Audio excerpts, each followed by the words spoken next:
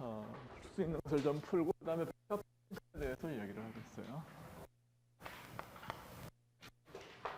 암페레 법칙을 가지고 풀 수 있는 법칙은 이제 우리가 푼 게 있고, 그 다음에 또 하나는 뭐가 있냐? 이런 솔루션도 우리가 처리할 수 있어요. 이제 이렇게 돌아갈 때 이건 어떤 걸 가정하냐면 충분히 촘촘하다고 생각을 해서 여기에서 이제 삐져나오는 작용을 다 무시할 수 있다고 생각을 하는 경우죠. 그러니까 차라리 그냥 이런 원통인데 통 면전류가 이런 식으로 돌아가면서 흐르고 있다고 생각하는 게 좋아요. 오케이. 그러면은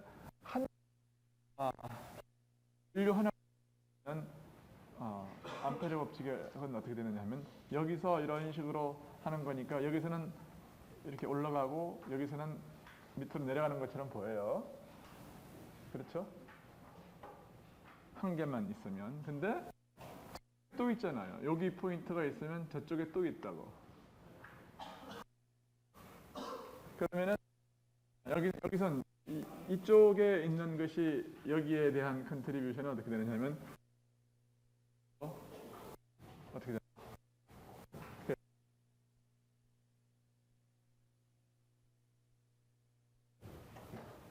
그러니까 이쪽에 이렇게 흐를 때에는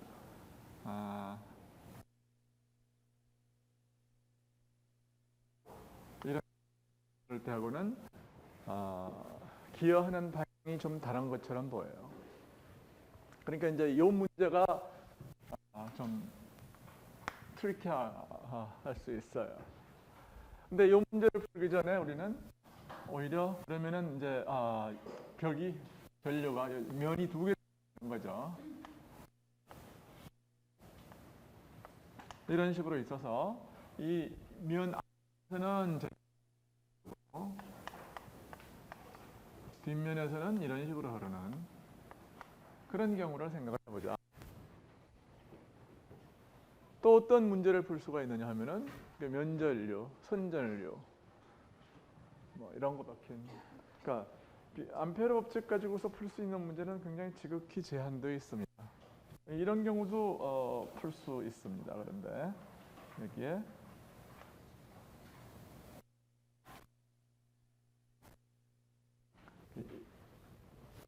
뭐라 그럴까? 이런 대칭성 있는 토로스 같은 거예요. 그래서 이런 것들을 한번 풀어보자. 그래서 이 문제를 먼저 한번 풀어보죠. 이 경우에 어떻게 됩니까? 면전류가 우리는 이제 문제를 어디서 보느냐 하면 저 위에서 보고 이렇게 문제를 푸는 게 좋겠네요. 여기서 그렇지? 봐요? 옆에서 한번 보죠. 눈을 이렇게 쳐다보면은 그러면 어떻게 보면은 여기는 들어가는 전류들이 여기에 이제 쭉 있을 것이고 여기에는 어떻게 돼요? 이쪽에는 나오는 전류. 그렇죠? 그래서 얘들은 어떻게 하느냐 하면은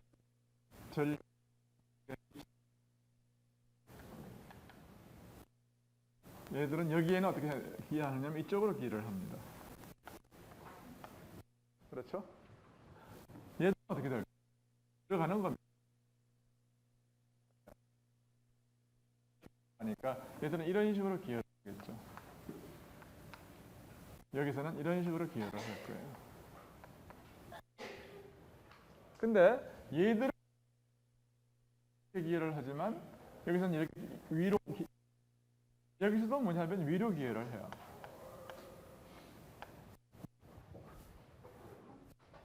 자, 그러면은 얘들은 뭐냐면 나오는 분이 올라가는 것은 이쪽에서는 또 이쪽으로 기여를 합니다.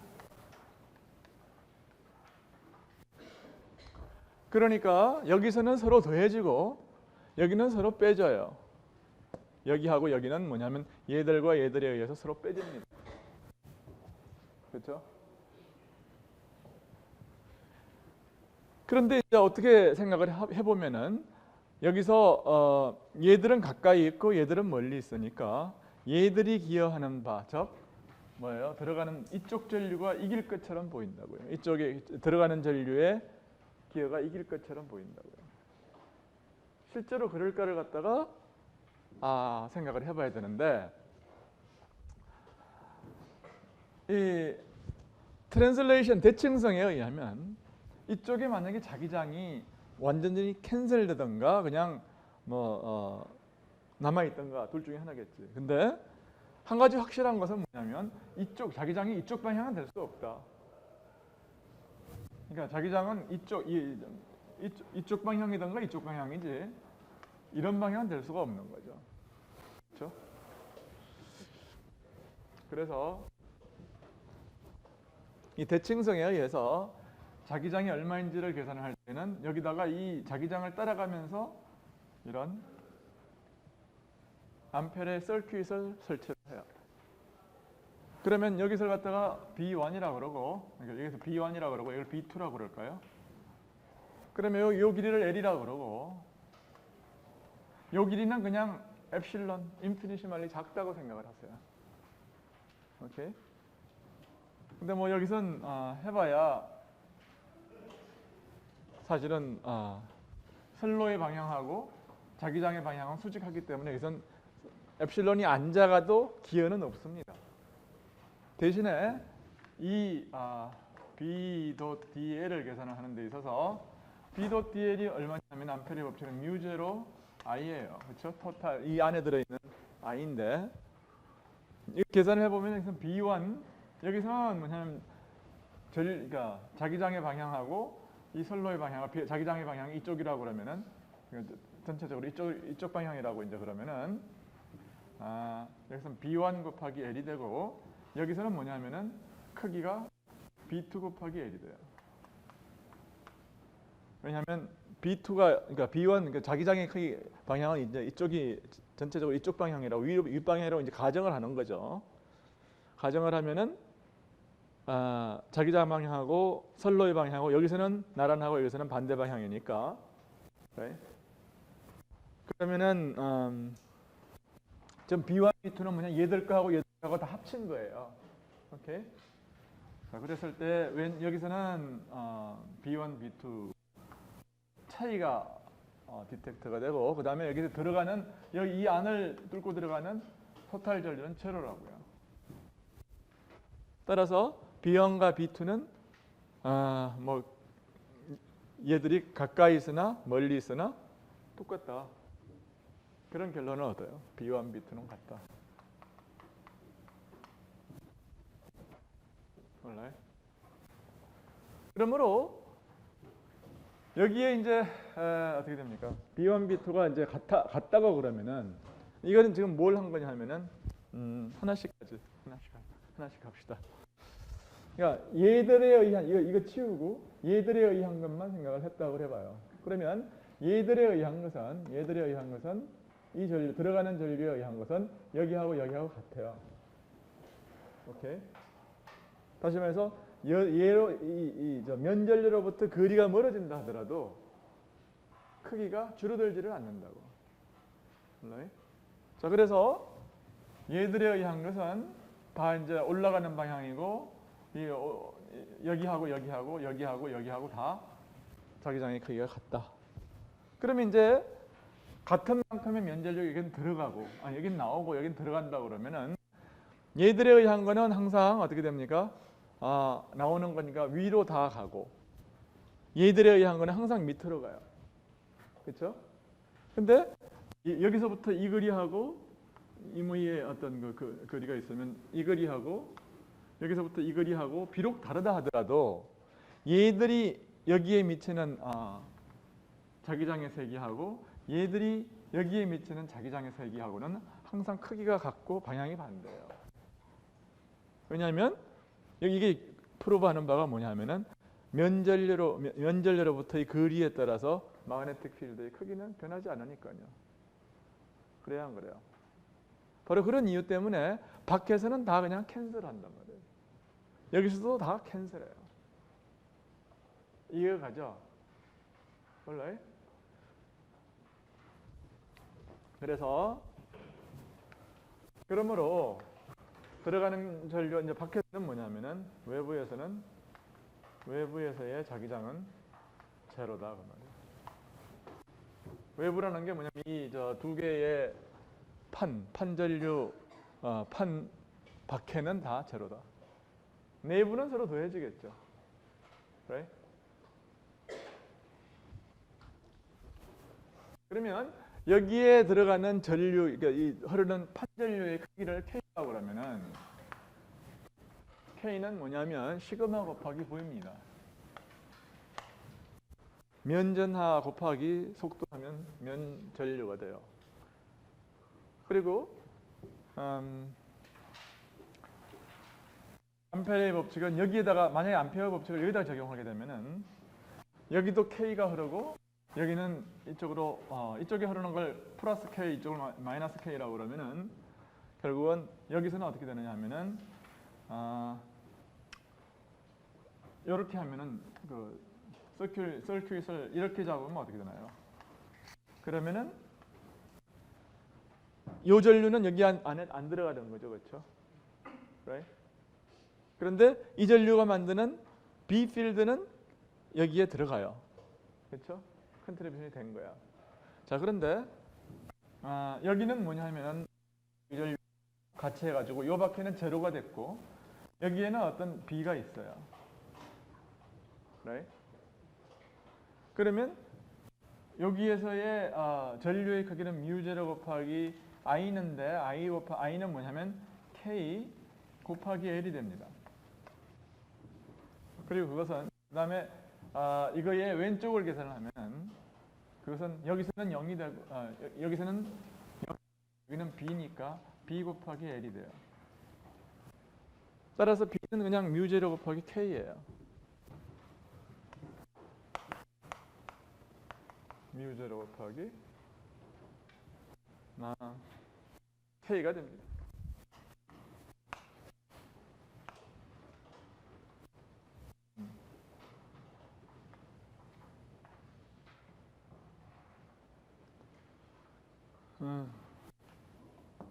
그래서 면전류에 관한 것은 이제 이렇게 쉽게 풀 수가 있습니다.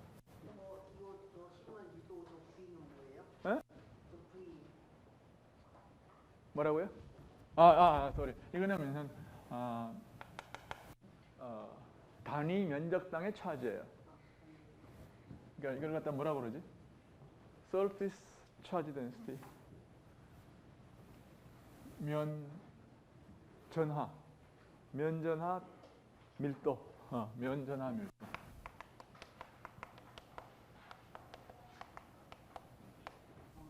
이거는 뭐냐면은 이건 뭐라고 그래요? 면전류 밀도.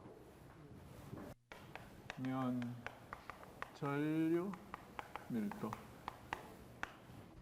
비슷하게 해서 그냥 이게 포인트 이 라인 차지라고 생각하면은 그건 이제 I라고 하겠어요. I는 람다 곱하기 V예요. 람다는 뭐냐? 이게 뭐냐? 단위 기당의 단위 길이장의 이게 라인 차지 덴시티 혹은 선전하 밀도.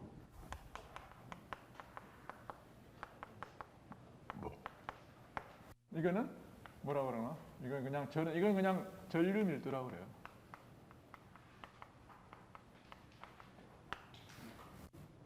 오케이. 그다음에 이런 것도 써요. 저희는 뭐예요? 이것은 그냥 로 곱하기 V. 이건 그냥 전류 밀도라고 그럽니다. 전류 밀도, 선전류 밀도, 전류.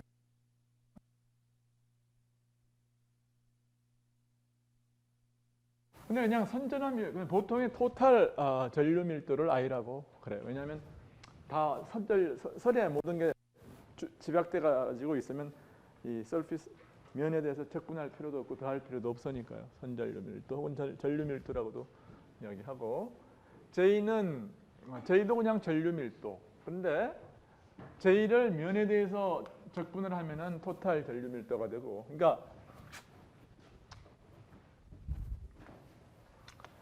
전류가 이렇게 퍼져 있으면, 그렇죠? 이렇게 펴져 있으면 어떤 면을 뚫고 뚫고 나오는 전류의 다발 이런 얘기를 할 수가 있습니다, 그렇죠? 혹은 토탈 전류가 얼마냐. 그래서 요 안에 들어있는 토탈 전류, 그걸 이제 I는 이것은 뭐냐면 여기서 단위 면적당의 전류, 그걸 갖다가 J라고 그러면은 우선 J 곱하기 DA를 해서 더한 게 요 면적을 뚫고 가는 토탈 전류가 되겠죠, 그렇죠? 근데 내가 하는 말이 무슨 말이냐면은 여기에 이제 이 전류라고 하는 게 이게 막힌 진공, 여기가 이제 물체라고 그러면은 이거를 갖다가 그냥 다 줄여놓거나 혹은 멀리서 보거나, 오케이, 이렇게 되면은 그냥 이 전체 토탈 밀도가 전류가 다 그냥 라인에 있다, 이렇게 생각을 해도 된다 그 말이에요. 실제로 그것이 현실적인 거거든요. 무슨 말이냐면 우리가 보통 구리선이라 그러면 선전료로 우리가 생각을 하지만 실제로 보면 구리가 그 안에는 이게 잘라 놓으면은 원자 스케일에서 보면은 뭐 그냥 지구 표면만큼이나 넓은 거라고. right? 그럴 거 아니에요. 그러니까 어떤 스케일에서 보느냐에 따라서 달라지는 거예요.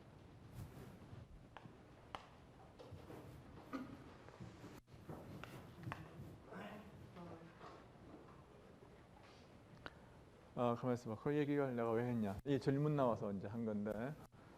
V에 대해서는 설명이 없었어요. V? 속도. V는 속도. 여기 있는 전하들이 움직여야 전류가 되는 거 아니에요, 그렇죠?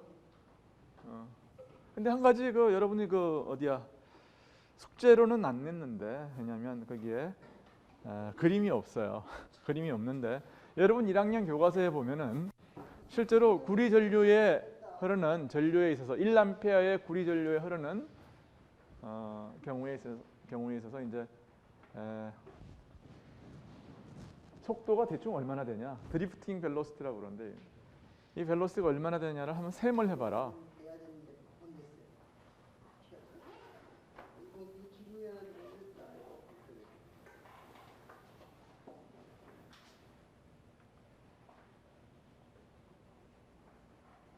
여러분 교과서에 그런 문제가 있어요. 이게 드리프팅 벨로시티를 구하라. 그러면은 계산을 해보면 엘렉트론들은 사실 지렁이보다도 더 느리게 움직여요.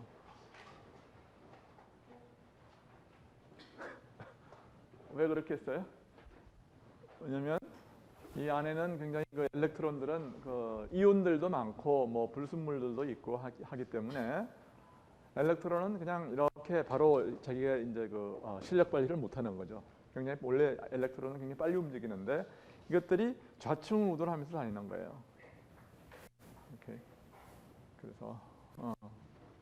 그래서 이제 얼마나 충돌 없이 달릴 수 있는 시간이 있느냐, 이제 그런 게 물질의 구조를 혹은 물질의 성질을 캐릭터라이즈하는 굉장히 중요한 변수가 됩니다. 그게 이제 mean free pass 혹은 mean free time, 그런 이야기입니다. 이제 그런 것들을 이제 원자 스케일에서 미시적으로 보는 이야기고, 여기서는 우리는 그냥 전자는 그냥 움직인다 이렇게 생각하는데 사실은 그렇게 해서 좌충우돌하기 때문에 이 안에 있는 전자는 지렁이보다도 느리게 간다. 그렇게 지렁이보다도 느리게 가는데 어떻게 그러면은 우리가 효과를 볼 수가 있냐? 혹은 어떤 전기 스위치든지 그냥 올리면은 어떻게 돼요? 불이 그냥 들어오잖아요. 왜 이렇게 빨리 들어오냐? 궁금하죠? 궁금하죠, 그렇죠? 그러니까 그 궁금증을 이제 문제를 풀면 그건 여러분이 이미 1학년 때 풀어가지고 다 알고 있어요. 오케이? 그래서 생각을 해봐라. 그러니까 그 문제의 내용이에요. 그리고 지금 그 5장은 보충 문제가면 여러분들이 감당이 안 될 정도로 문제들이 많아요. 그러니까 내가 좀 줄여주겠습니다. 숙제를 좀 줄여서 그냥 보충 문제에서 그림이 있어도 다 풀 생각하지 말고 3개만 풀어서 내라. 보충 문제에서 너무 많이 내주면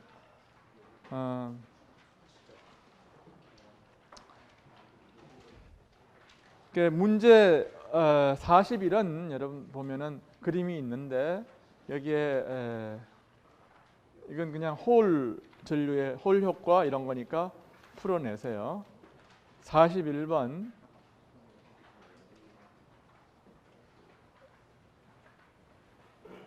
그 다음에 그러니까 41, 42 같은 건 부담이 안 되는 문제들이에요. 그래서 그냥 있으나 마나 하니까 내시고 43번도 재미있으니까 하나 내세요. 43번. 그다음 44번은 문제가 이제 중요하니까 그림이 없어도 내세요. 44. 그러니까 41, 42, 43, 44 하고 문제 45는 이게 이제 자기 홀극이 있으면 어떤 일이 생기냐? 혹은 자기 홀극이 있어서 혹은 다이온이라고 그러는데 아니 뭐 그러니까 홀극 자기 홀극만 생각 다이온 필요 없어요. 그러니까 그 자기 홀극이 있는데 자기 홀극이 있으면 그 주위에서의 전하에 자기 홀극 주위에서의 전하가 어떻게 움직이느냐.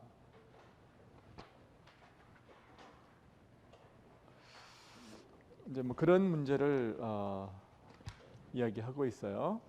그래서 이 시스템에서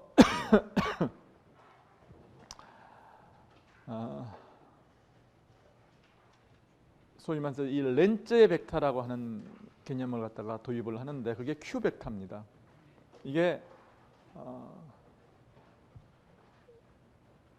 말하자면 이제 타원 운동을 이제 타원이 있을 때에 타원에서 이 뭐 아포지 혹은 그죠 페리헬리언 가장 근일점까지의 벡터를 갖다가 Q라고 그래요. 그리고 그 Q가 콘스턴트 오브 모션이다. 다시 말해서 그것은 이것이 피리어딕 모션이라는 것을 의미합니다.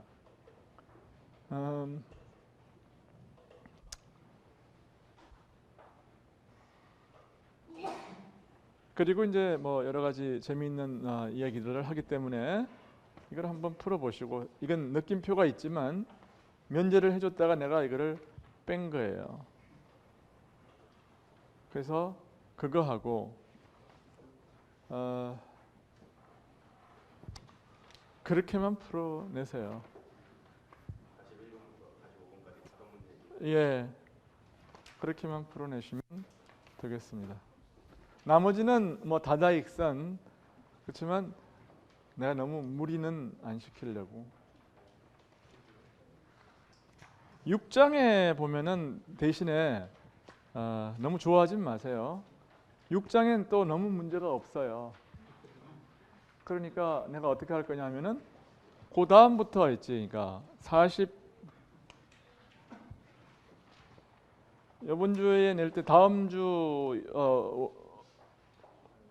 화요일 날은 어디까지 내느냐 하면은 45번까지만 내고 47번부터 있는 그 그림이 있는 문제들은 다 풀어가지고 그 다음 주 6장이 끝날 때 같이 내세요. 오케이? 그래서 이제 6장에 없는 문제를 5장으로 보충을 하겠습니다.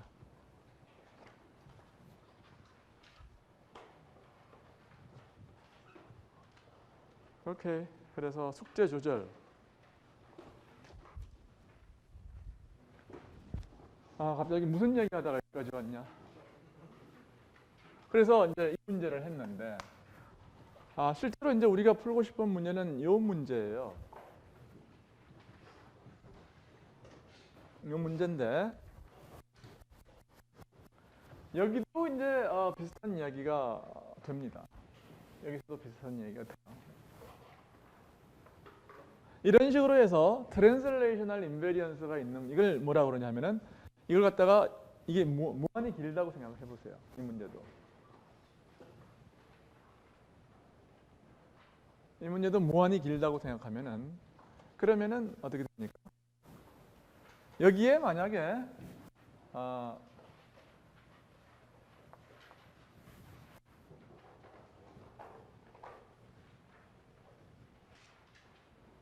보세요. 무한히 길면은 뭐냐면 여기서도 전부 뭐냐면 그 자기장이 있다 그러면은 이쪽 전부 이쪽 방향이거나 밑으로 방향이지 다른 방향일 수가 없죠, 그렇죠? Right? 그럴 거 아니에요. 무슨 말이냐면 얘가 이쪽 방향이면 왜 이쪽 방향이 프리퍼드냐? 일로 미는 게 누구냐? 그럼 여기 있는 놈이 이제 이렇게 민다고 그러면 여기 있는 놈이 일로 미는데 그렇잖아요. 그러니까 이런 방향이 될 수가 없는 거예요. Right? 그러니까 일로 뭐 자기장이 예를 들어서 뭐 여기서는 anyway. 그래서 이쪽 방향이거나 하여튼 이쪽 방향인데 우리가 여기서 이제 이 문제하고 이 문제는 완전히 같은 방법으로 풀려요.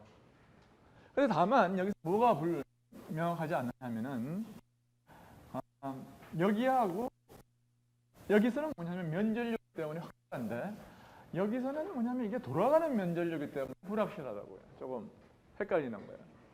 돌아가는 면전력이기 때문에. 그렇지만 아규먼트는 거의 똑같습니다. 여기 이렇게 결국 여기하고 여기하고 이 안에 아무것도 없기 때문에 그렇죠.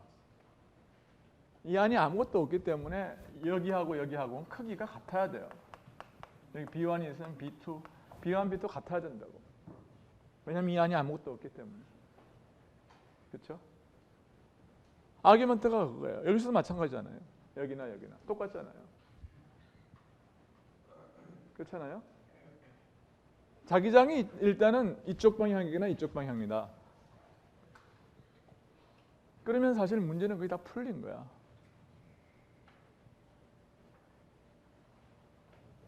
다만 여기에 밖에 제로가 된다는 것을 보이는 것이 조금 까리할 수가 있습니다. 왜냐하면 여기서는 어떻게 했습니까? 여기하고 이거 완전히 면전력이기 때문에 여기서부터의 거리나 여기서부터의 거리가 상관이 없다는 게 누가 봐도 명확해요. Right? 마치 지구 표면이 만약에 정말로 평평하다면 여기서의 중력이나 높이에 상관이 없습니다. 위로 올라가면은 지구 중력이 약해지는 이유는 지구가 둥글기 때문에 그런 거지. 그렇죠? 근데 여기서는 그래서 면적일 때는 탈 잡는 사람이 아무도 있을 수가 없어요. 근데 여기서는 완전히 둥글잖아요. 둥그니까 이게 여러분이 도전을 해볼 수가 있다고요.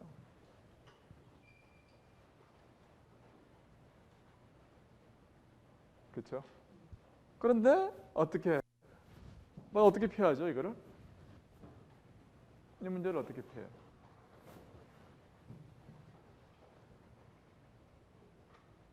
만약에 이제 퀘션은 그거예요. 퀘션은 밖에서 다 캔슬 0이 됐거든. 여기서도 0이 될 거냐? 그것만 문제야. 그렇지? 0이라는 것을 어떻게 야기하면 될까요?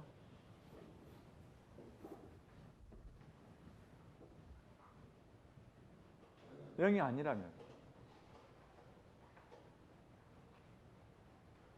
만약에 여기에 어떤 파이나이트한 b가 있다 그러면은 단위 길이가 임의의 길이를 끊어서 이야기를 한다 하더라도 이 밖에는 뭐냐면은 콘스탄트한 자장이 돌고 있어요. 돌고 있는 게 아니라 뭐 이런 식으로 가고 있는 거죠.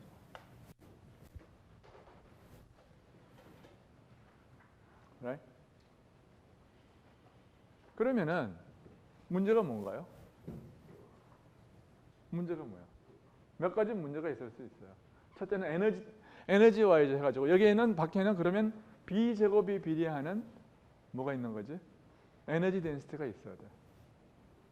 그러니까 여기는 무한한 공간이 있고 단위 부피당 B 제곱에 비례하는 에너지 덴시티가 있다고 그러면 그건 무한한 어떤 에너지가 필요한 건데 그 에너지를 셋업하기엔 여기 있는 전류는 너무나도 파이나이트한 에너지를 가지고 있거든. 단위 전류를 갖다 셋업하는데 필요한 에너지는 유한한데 어떻게 해서 무한한 어떤 에너지를 스토어할 수가 없는 거죠. 공간이. 그렇게 봐도 이상한 거예요. Right? 그리고 또 하나는 어떻게 하냐면 여기에 있는 이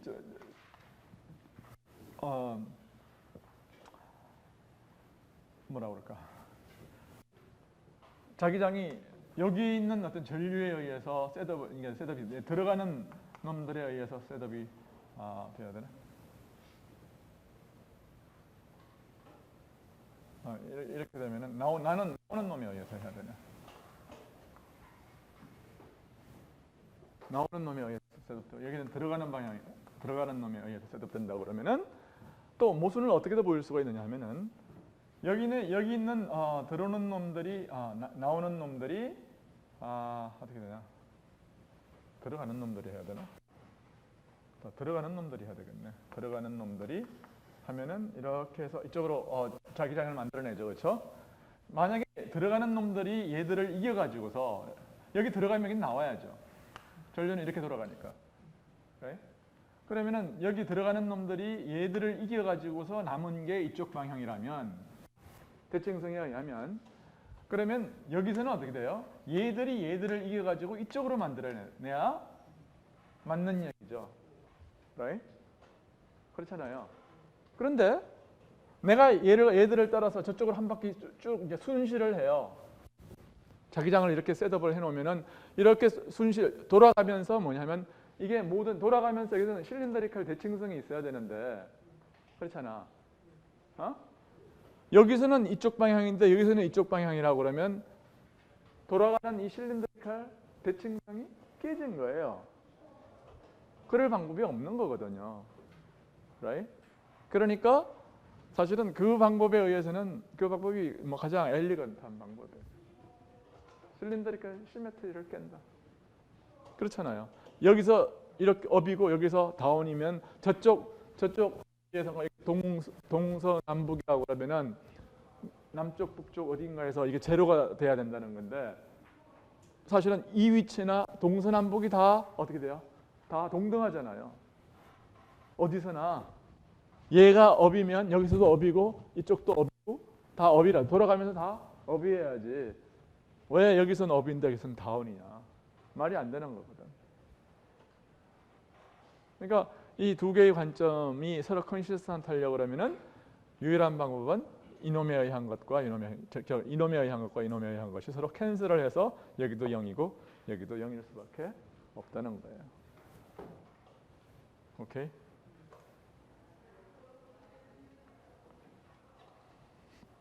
오케이. 하여튼 이렇게도 0이고 저렇게도 0이다. 그래서 여러분은 내가 말한 두 번째 방법을 기억을 해두세요. 그러면 여러분들이 아마 오케이.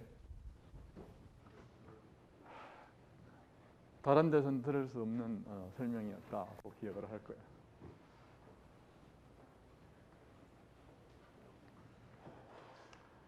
오케이. 그래서 암페르의 법칙에 대한 응용은 그런 정도로 하고 그 다음에 나선 이게 안에서만 있다 그러면 문제는 뭐 그냥 간단한 거죠, 그렇죠?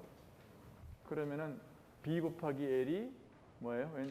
왼쪽은 B 곱하기 L이고 여기서는 0이고 여기서는 L 곱하기 B고 오른쪽은 뭐예요? 단위 길이당에 n번 이게 전류가 있다 그러면은 μ0 곱하기 ni 하면은 한 번 그럼 그게 답이야 그냥. 그래서 B는 μ0 곱하기 ni가 답입니다. 이 경우. 예. 저기서 공학이나 항상 공부하는 거 보던데 코일의 단면적에는 항상 비례하잖아요. 솔레노이드 단면적 그 팩터로 안 들어가 있는지. 솔레노이드의 단면적은 그 솔레노이드 문제하고는 솔레노이드의 단면적에 이게 왜 무관하냐? 세상 생각해 보세요. 단면적 답이 무관한 건데 왜 무관하냐?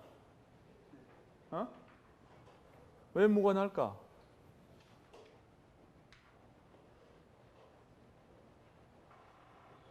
이걸 크게 생각을 해봐요. 이게 만약에 솔리노이드의 단면 작다고 그러면 중심에서 생각해봐. 중심에서 같은 I가 돌아간다고 생각하고 중심에서 생각한다고 그러면은 여기서 예를 들어서 여기 이렇게 있으나 여기 이렇게 있으나 지금 중심에서의 자장의 값이 왜 안 변하냐고 이제 물어보자고. 그러면은 여기에 가까이 미치는 놈은 뭐냐면은 여기 굉장히 가깝죠. 얘가 I가 전류가 굉장히 가깝죠. right? 그런데 어떻게 되나요? 이 가까운 전류는 뭐냐면 굉장히 이거 반경에 비례해 가지고 짧다고요. 작다고요. 전류가 미치는 전류의 길이가 짧다고. 반면에 여기서는 뭐냐면 같은 전류가 흐르기 때문에 여기서 이 부분이 여기에 만들어내는 것은 짧아요. 작아요. 그렇지만 이 부분이 같은 길이가 만들어내는 것보다 작지만 여기 뭐냐면 굉장히 길잖아요. 그 두 가지 효과가 서로 상쇄를 한다고. 왜냐하면은 전류가 여기에 미치는 거리, 전류로부터의 거리는 R분의 1에 비례해서 줄어들거든. 그치? right? 그런데 여기서 어떤 적분 구간이라고 하는 것은 2파이 R에 비례해서 늘어나거든. 소스의 길이가. 그러니까 한 전류가 미치는 영향을 따진다 그러면은 얘가 미치는 거나 중심에서의 자장의 크기가 같다고.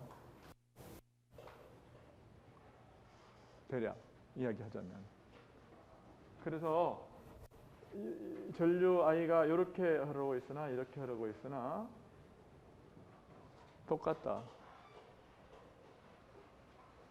그리고 이제 솔리노이드라면 뭐냐면은 여기서나 다 똑같거든. 여기다가 이걸 설치를 해놓으면 똑같거든. 똑같이 악유할 수 있어요. 같다. 오케이.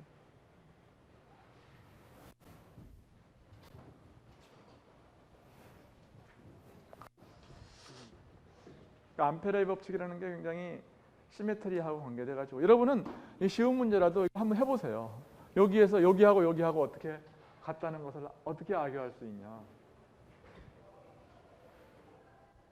내가 일부러 안 했어요. 너무 명백하니까. 근데 여러분은 명백해도 한번 악유를 해보세요. 왜 같으냐? 여기서 이 자장이 왜 같냐? 그 말이에요. 여기하고 왜 같냐?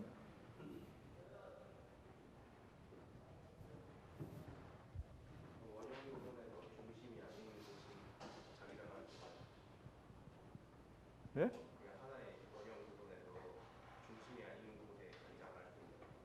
한 개 가지고는 안 돼요. 그건 그러니까 여러분 실력 부족이. 아니 뭐 할 수 있는 사람도 있는데 물론 있어요. 물론 있습니다. 책에 보면은 연습 문제 그 문제가 있어요, 사실은. 근데 그게 몇 번 문제냐 하면은 어딘가에 나와. 그러니까 옛날 책에는 없는데 새 책에는 있는 것 같아. 여기 있네. 옛날 책 48번. 밑에 그림이 있죠. 세책은 몇 번이지? 그 문제가 있어. 임의의 위치에서의 자기장을 구하라. 자기장이 아니라 사실은 자기장이 아니라 자기장도 구하라고 돼 있네. 이게 61. 예. 옛날 문제 48번이에요. 세책은 몇 번이냐면은 세책은 49번. 그림 5.60을 보세요.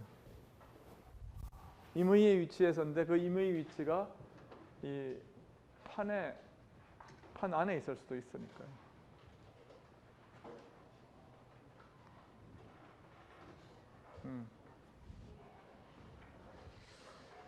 시간이 많이 갔는데 내가 지금 오늘 원래는 하려고 한 게 암페르의 법칙을 이렇게 오래 끌려고 한 게 아니었고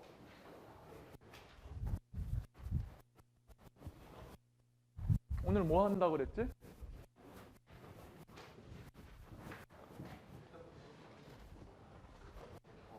벡터 포텐셜을 한다고 했어요.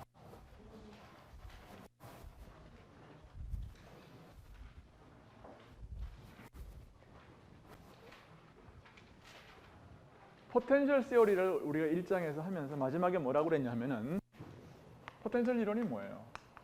어떤 벡터 필드의 클이 제로면 벡터는 뭘로 표시될 수 있느냐 하면 그레디언트로 표시될 수 있다고 그랬어요. 물리적인 이유 때문에 여기서 마이너스를 붙여요. 이게 전장이라면. 이번에는 뭘 하려 이야기를 클레임이 뭐냐면 자기자기일 필요 없어요. 근데 어떤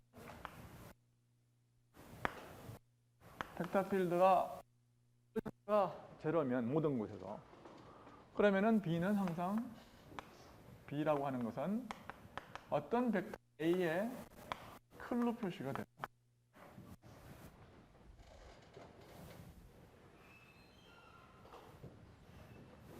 오케이. 근데 자기장은 이런 성질을 만족하기 때문에 자기장은 어떤 이런 A를 갖습니다. 그래서 A를 갖다가 뭐라고 하냐면 벡터 포텐셜 혹은 마그네틱 포텐셜, 벡터 포텐셜이라고 흔히 불러요. 오케이. 그런데 이런 A는 하지 않습니다. Not unique.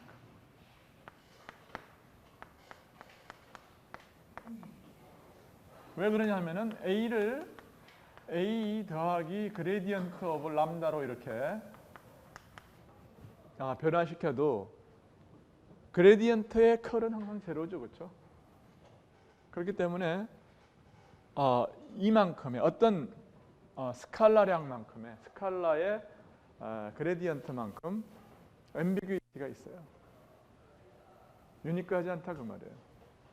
A가 벡터 포텐셜이면 A 더하기 그레디언트 람다도 임의의 람다에 대해서 그레디언트 람다를 더해도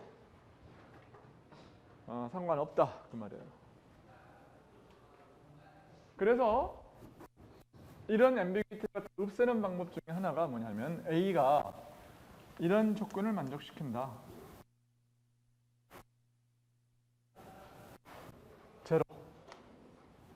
제로라는 조건을 만족시킨다. 그런 이제 추가적인 구속 조건을 줘요. 이런 거를 뭐라고 하냐면 게이지 컨디션이라고 그래요. 이걸 갖다 뭐라고 그러냐면 게이지 인베리언스라고 그러고 이런 걸 뭐라고 그러냐면은 이건 쿨론 게이지라고 합니다. 게이지 컨디션이라고 그래요. 게이지 컨디션.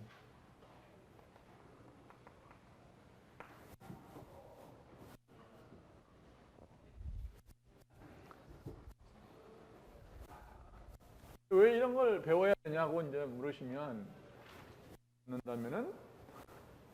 사실 클래시컬 피직스를 하기 위해서 A를 도입해야 될 하등의 이유가 없습니다. 스칼라 포텐셜이다. 이거는 아주 유용하죠. 왜 유용하죠? 스칼라 포텐셜은 유용해요.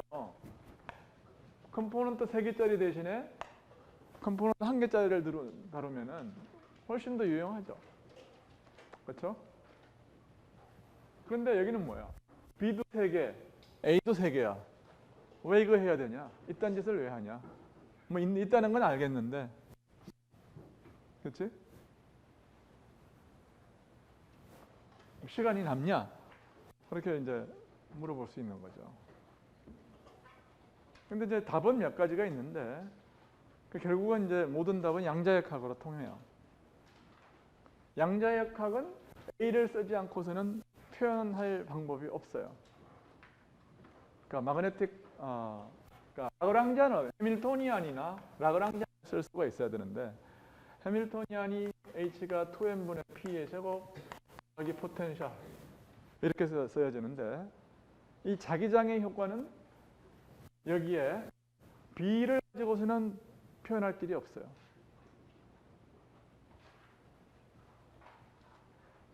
그래도 내가 아는 한은 없습니다.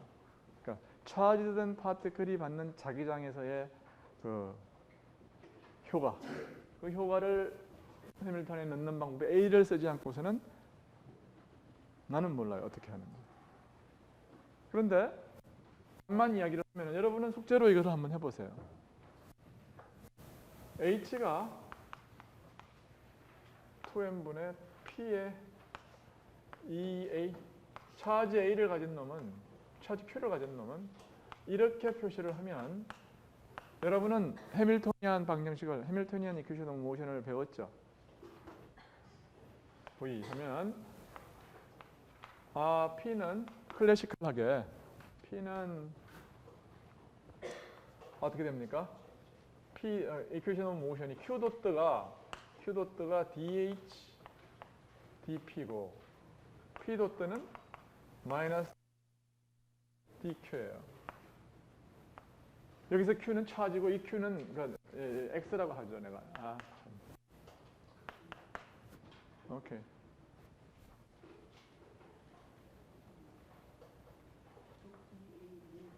오케이. 이렇게 하면 올바른 이퀘이션 오브 모션을 여러분이 아는 올바른 이퀘이션 오브 모션을 얻을 거예요. 이렇게 하면 이걸로부터 혹은 라그랑지안은 어떻게 써야 되냐면은 2분의 1 곱하기 mv 제곱 플러스 qv.a로 주어져요.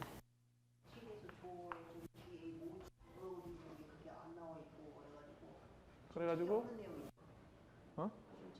책이 없는 내용이에요. GA 무지라고 돼 있는데 뭔지 파악을 할 수가 없어요. 어떻게? 오케이, 이거는 그냥 엑스트라 숙제로 해서 다음 주까지 내세요. H는 도대체 뭔다는 얘기예요? 죄송해요. 이런 중요한 걸 고전역학 책을 다시 공부하세요.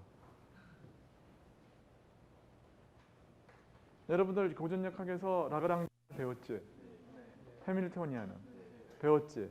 이거 안 배웠으면 헛배운 거야.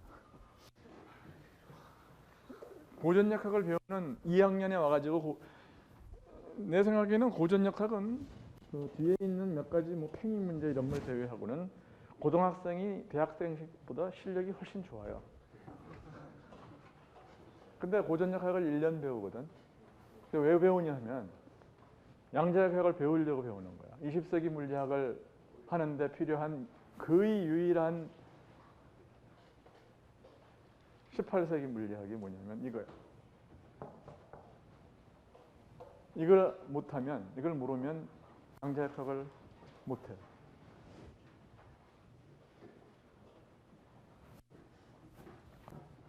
그러면 해밀토니안이나 라그랑지안 두 가지 방식을 통해서 전자의 이퀘이션 오브 모션을 구하는 해밀토니안 뭐라고? 해밀토니안이랑 라그랑지안 각각을 이용해가지고 둘 중에 하나만 있어도 됩니다. 근데 양자역학을 하는 방법은 달라요. 이거는 소위 말하는 패스 인테그랄을 통해서 하는 방법이고 요거는 오퍼레이터를 통해서 하는 방법이에요. 근데 여러분은 학부책에서는 요것만 배워요. 응? 아무래도 저 보니까 H는 전체 에너지고 V는 위치 에너지를 뜻하는 것 같은데. 예, 맞습니다.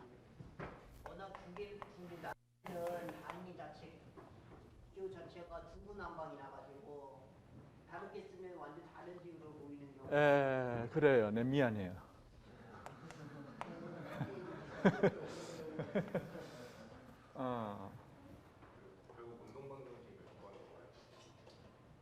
예, 그래서 여러분은 운동 방정식을 통해서 뭘 구하느냐면 mx의 도트가 로렌츠의 폴스가 나온다는 걸 보여요. 이걸 뭐냐 파이라고 할게요. sorry.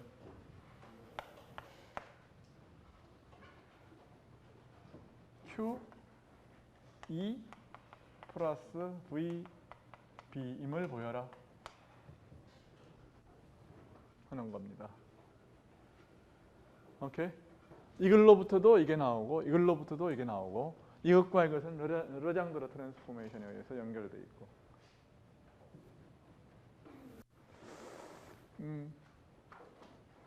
시간 2주 줬어요.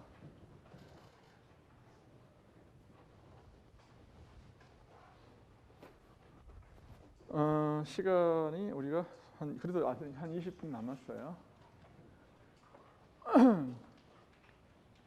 이거의 증명은 이제 뭐 우리가 복잡하지는 않은데 수업 시간에 이런 거를 하면은 전자기가 어렵다고 이야기를 막 하고 다녀요. 그래서 사람들이 전자기 효과에서 이 얘기를 다 뺐어요. 대신에 수리 물리에 가서 공부하고 와라. 이건 물리가 아니라 수학이니까 수리 물리에서. 근데 여러분 책에는 이걸 연습 문제로 줬습니다. 이걸 증명을 해라. 근데 여러분은 이런 건 시험에 안 낼 거예요. 이런 거는 왜 이러냐 하는 거는 내질 않습니다. 요 얘기는 내가 안 낸단 말이에요. 요 얘기는. 여기서는 금방 파이를 2의 선적분으로 그냥 간단하게 컨스트럭션 할 수가 있었어요. 그런데 이 A는 그렇게 간단하게 이렇게 쓰는 방법을 나는 몰라요. B로 A를 어떻게 간단하게 쓰는지 모른다고요.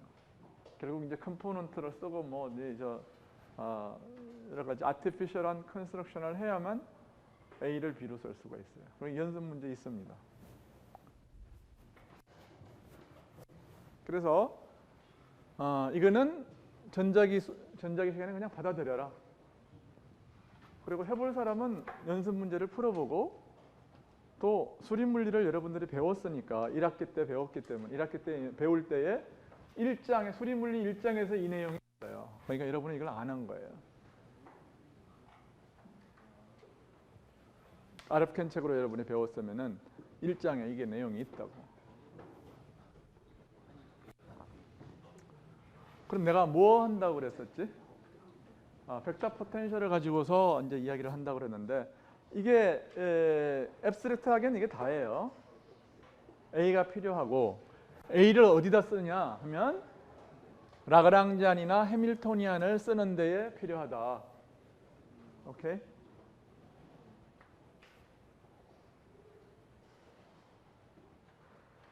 이제 여러분 교과서는 A를 갖다가 뭐 구합니다. 구하는데 다음과 같은 것이 유용해요. A를 어떻게 구하느냐 하면은 이 다이버전스 이퀘이션이나 그러니까 컬 이퀘이션은 풀기가 쉽고 이렇게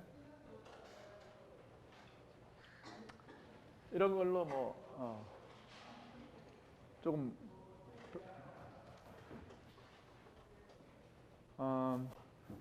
A를 근데 항상 이 라플라시안은 또 풀기가 쉬워요. 라플라시안은 풀기가 쉽습니다. 적어도 포멀하게는 말이죠. 그러니까 라플라시안이 왜 풀기가 쉬우냐 하면은 R분의 1이라고 하는 기가 막힌 그린 펑션이 있기 때문에 그래요. R분의 1. 무슨 얘기냐 하면은 예를 들어서 이미 스칼라가 만약에 파이가 뭐를 만족시켜요? 이거는 엡실론 제로분의 1의 로를 만족시키죠. 그렇죠? 마이너스에. 그렇죠? 그러면 여러분은 뭐를 아느냐 하면은 파이는 4파이 엡실론 제로분의 1의 뭐지? r 마이너스 r 프라임 분의 로 r 프라임 d 3승 r 프라임 이렇게 쓰면 된다는 걸 안다고요. 오케이? 그러니까 아무나 이런 거 만족시키면 아무나 이렇게 쓰면 돼. 그래서 A를 이런 식으로 내가 쓰고 싶은 거예요. 오케이? A가 는 방정식. 그거는 B는 뭘로부터 와요? 적어도 지금은 정자기장은 뭘로부터 와요? 좀 잠깐 다듬어. 이것만 하고 끝낼게. B의 소스가 뭐야? 전류, 그지? 맞았어. 전류야. 그러면 B를 전류로 쓰면은 간단한데, 근데 이거 컬을 풀기는 아까 내가 쉽다고 그랬는데 취소. 컬이나 그러니까 퍼스트 오더를 갖다가 푸는 것은 쉽지가 않아요. 왜냐하면 저런 종류의 그린 펑션이 그냥 간단하게 우리가 외우고 있는 게 없어. 컨스트럭션 하실 수 있겠지만, 근데 이 라플라시안의 그린 펑션은 1 over r이라고요. 1 over r 포텐셜. 그러니까 B가 만약에 이런 식으로 된다는 걸 안다면은, 그러면은 이거는 이거 아니에요, 그렇죠? 그렇다고. 그러면 이거는 어떻게 이제 표현되느냐면은, 이거는 어떻게 됩니까? 이거 그레디언트가 주공을 하나 갖고, 이게 여기에 걸린 것이 있고, 그것이 A 크로스 B 크로스 C를 하는 방법이죠. 빼기, 그 다음에 뭐냐면 A가 주공이 돼서 A의 방향이 하나가 있고, 이것과 이것의 도트 프로덕트가 있어요. 그것이 라플라시안이에요. 그렇죠? 이것이 뮤제로 J네. 근데 쿨롬 게이지 컨디션을 우리가 요구를 하면은 이거는 제로예요. 그러니까 이게 뭐가 됐어요? 이런 꼴로 됐네요. 그치? 그러니까 이것처럼 쓰면 끝나는 거죠. right? 이게 요상이 뭐냐면은 이게 플러스 마이너스 이렇게 하면 마이너스 라플라시안 스퀘어드는 뭘로 바꿔요? 4파이분의 1 곱하기 이걸로 바꾸면 되는 거야. 그렇지? 그러니까 A는 뭐예요? 4파이분의 1에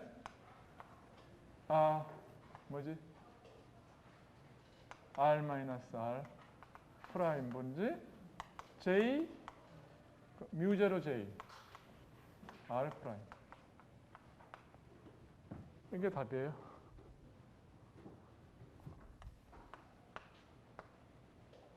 R 프라임.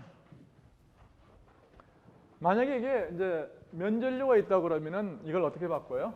면전류가 있다 그러면은 4파이 분지 1에 똑같고 R 마이너스 R 프라임에 뮤제로 뭐예요? K를 하고 DA를 하고, 이건 서피스 덴시티예요. 서피스 엘레멘트.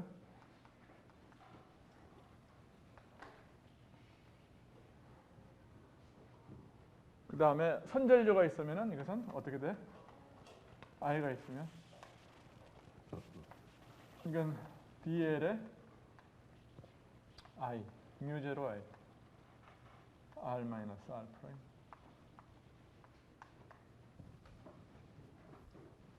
그런 거죠.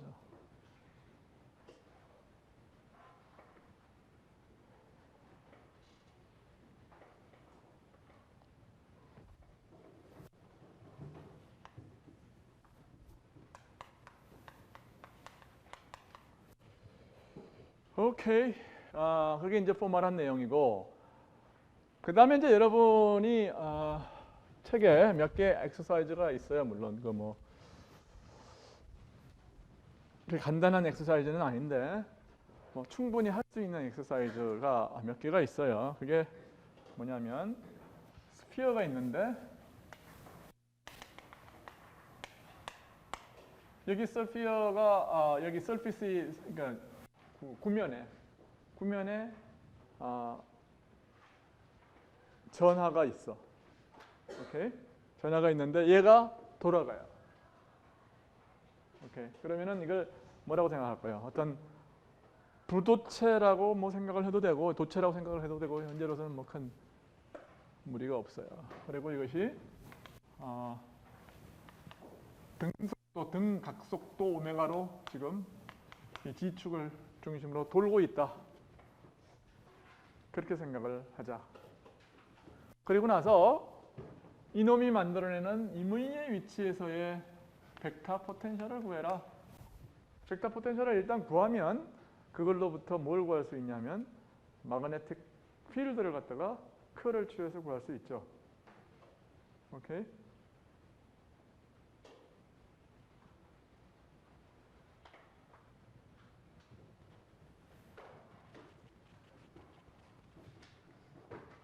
그래서 근데 이제 보니까 시간이 10분이 채 안 남아서 내가 이 계산은 여기서 다 못할 것 같아요. 오늘.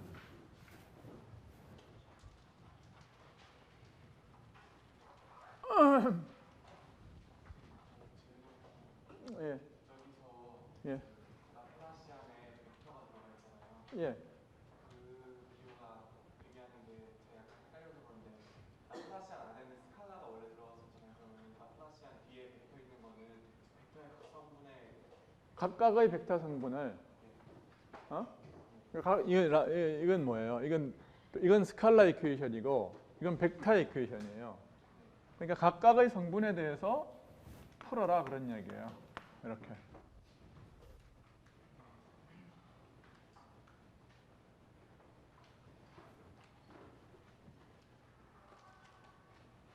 그러니까 여러분은 그 전자기책에 나오는 난 언제부터 그렇게 됐는지 모르겠어요. 이게 굉장히 사람들이 이 벡터 노테이션을 선호하는데 전자기를 어렵게 생각하게 만드는 가장 큰 원인이 너무 이 벡터 기호를 남발해서 생기는 문제예요.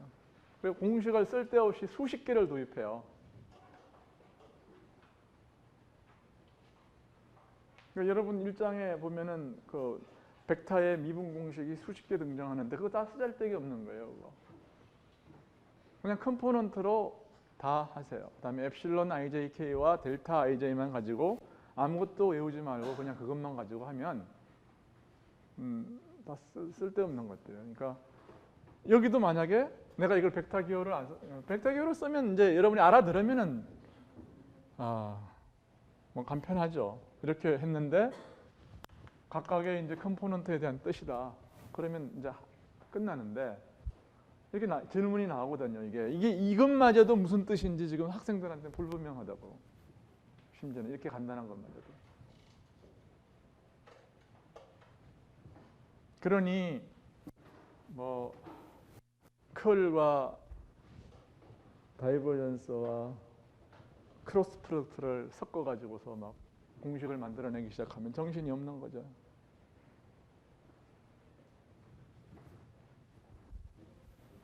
그러니까 어쨌든 여러분들은 이제 그 벡터가 나와서 무슨 말인지 잘 모르겠다. 그러면은 뭐 하라고요? 그냥 다 컴포넌트로 돌아가라. 벡터를 가지고 하면은 이제 전체적 뜻을 읽기가 쉬워요. 최종적인 공식을 벡터로 표시를 하면 물리적으로 확 들어오기 때문에. 근데 중간 과정에서는 그렇게 하면 안 좋아요. 시간이 지금 5분밖에 안 남아서 이 문제는 나중에 풀기로 하고 비오사바라 법칙의 해석에 관한 문제를 간단하게 언급을 하겠어요. 비오사바라의 법칙과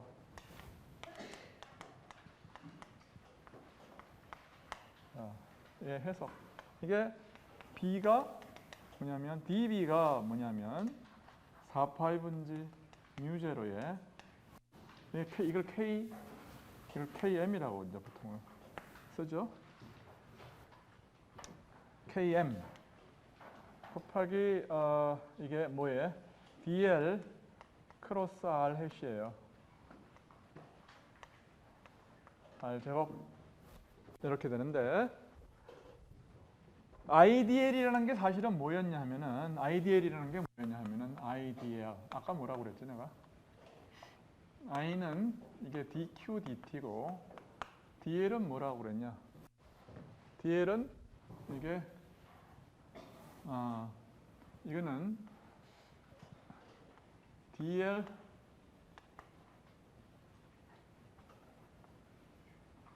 이걸 뭐라고 써요? DL 크로스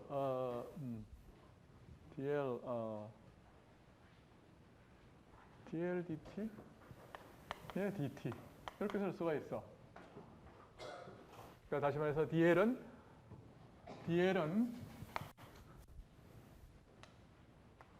어떤 차지가 DQ가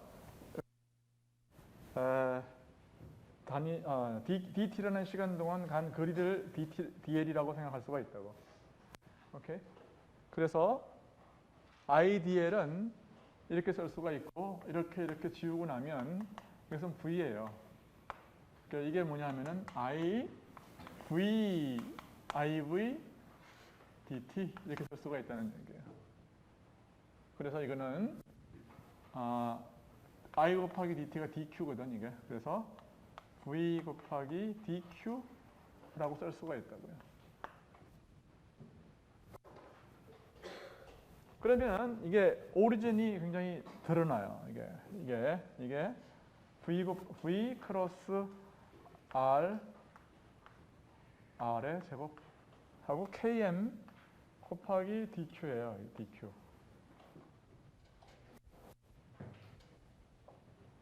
이게 뭔 뜻이냐? 그러면 요건 뭐냐 하면은 V는 조금 비켜 있어 봐. 는 조금 나와. 그러면은 여기에 크로스도 좀 V 크로스 이건 나오고 여기 DQ가 이렇게 나와 있네. 그럼 요게 뭐냐면은 요게 쿨롱 법칙이네. 그치? 뭐냐면 여기에 있는 요 작은 그 구간 내에 들어있는 차지가 뭐예요? 여기에 요 점에 미치는 이게 뭐야? 쿨롬의 전장이에요, 얘가. 뭐만 붙으면? K2만 붙으면. 4파이 엡실론 제로분의 1만 붙으면. 그러니까 그걸 4파이 엡실론 제로분의 1을 곱해주고 나눠줘요. 그럼 이게 진짜 이게 뭐예요? 얘가 만드는 전장이에요. 이게. alright? 그렇죠? 그러면 이게 뭐냐면 D2야. 쿨롱의 법칙이에요 하면. 그러면 요게 뭔지는 조금 이따 계산을 하고 얘가 뭐냐면은 V 크로스 D2네요. 근데 얘를 계산을 하면 얘가 뭐냐면 C제곱분의 1이야. 오케이? C제곱분의 1이라고. 왜냐하면은 KM은 4파이 이게 KM 오브 K2가 K2분의 1이 4파이 엡실론 제로분의 4파이 엡실론 제로고 얘는 뭐냐면 4파이 분의 뮤 제로이기 때문에 이게 엡실론 제로 뮤 제로거든. 그지? 근데 이게 뭐냐면 1 오브 C 제곱이에요. 그게 빛의 속도가 이렇게 전자기하고 연결되어 있어요. 즉 비오사바라의 법칙은 다른 게 아니라 쿨롱 법칙하고 이 속도를 써가지고 여기에 있는 어떤 전하들이 움직이는 전하들이 여기에 만들어낸 어떤 효과야. 오케이. 움직이는 전하가 한 점에 만들어낸 효과. 즉 비오사바라 법칙은 새로운 어떤 자장이라는 놈을 도입은 했지만 새롭게 도입한 놈은 뭐하고 연결되어 있는 거예요? 전기장하고 연결되어 있다.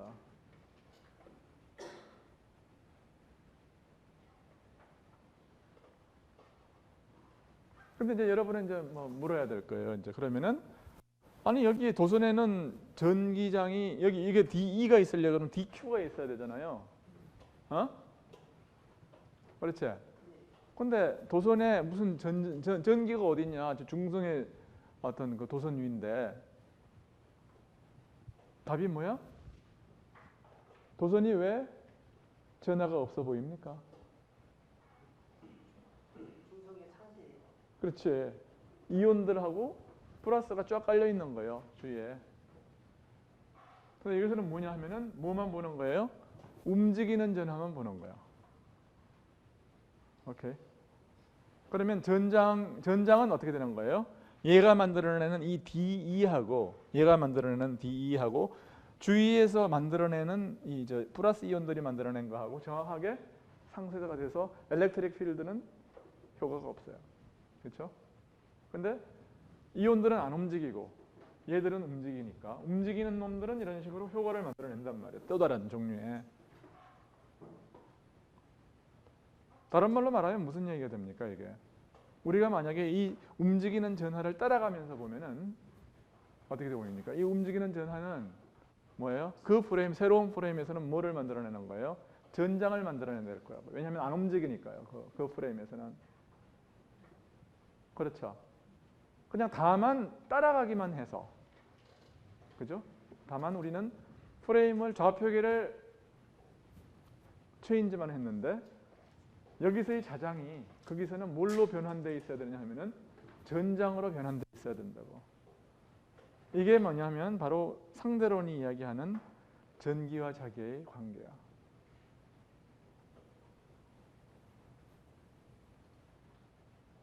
그래서 이제 어떤 책은 처음부터 상대론을 먼저 공부를 시키고 그 다음에 그 상대론에 의해서 전기장으로부터 자기장을 유도를 하는 책도 있어요.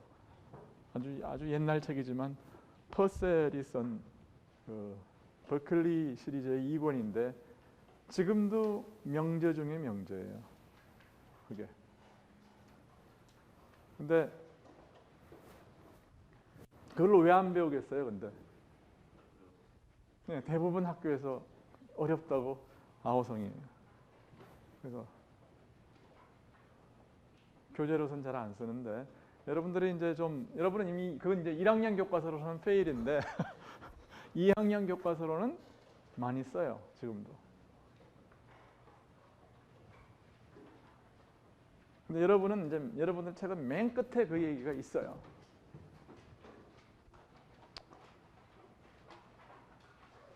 그게 12장 내용이야. 오늘은 여기까지 하겠어요.